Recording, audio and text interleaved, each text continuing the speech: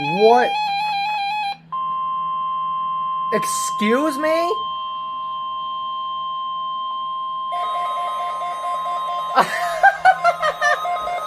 This is a test of new radio's warning alarm systems.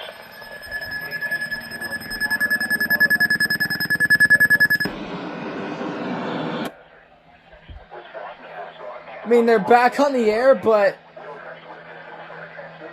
Dude. What the hell? Only 3 weather is activated.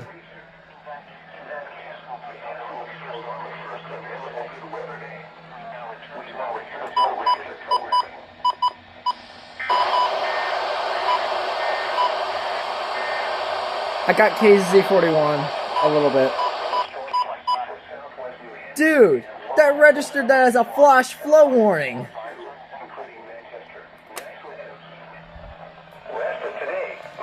Oh my god, what just happened?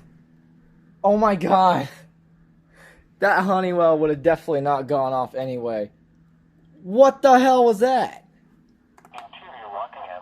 And now they're back on the air. That was such a bad glitch.